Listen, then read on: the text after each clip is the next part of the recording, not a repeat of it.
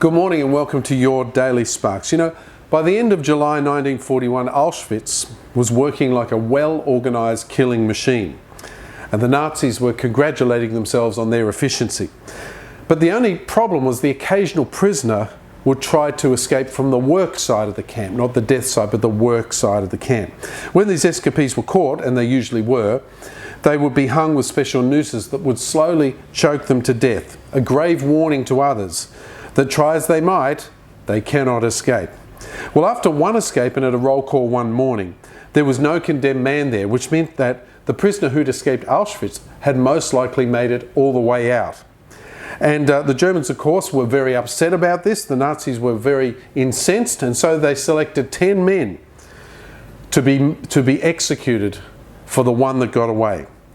And the 10 they chose were groaning, and one poor man was there. He said, "My poor wife, my poor children, what will they do?" He was thinking of his family at the time, and suddenly there was a commotion from within the ranks of the prisoners. A prisoner who had broken out of line was calling for the commandant.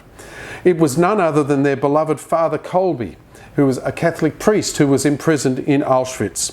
And he was there to comfort the dying and care for them and love them. And the frail priest spoke calmly to the Nazi overseer, and he said, "I would like to die in the place of one of these condemned men."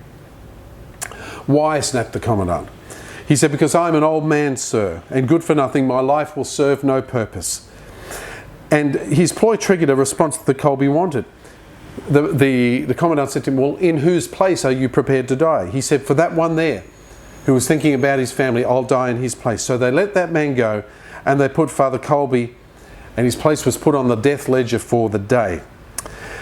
In the basement, as they were awaiting execution, they were herded into the dark. Normally there's fears and there's misery down in that windowless cell. But as the hours passed, coming from the death box was heard the faint sound of singing.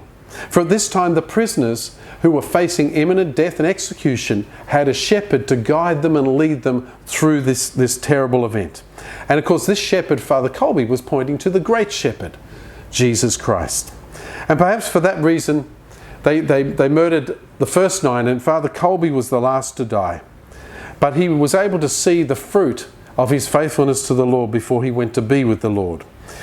To the only king in history who died for his subjects, this man also laid his life down the way Jesus Christ, his King, laid his life down for others. So today, as you go about, you probably won't be asked to be martyred today, but you will be asked to lay your life down for your friend and for the people you love. Will you do it?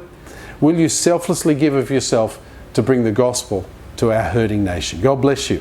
Live for him. We'll see you tomorrow on Sparks.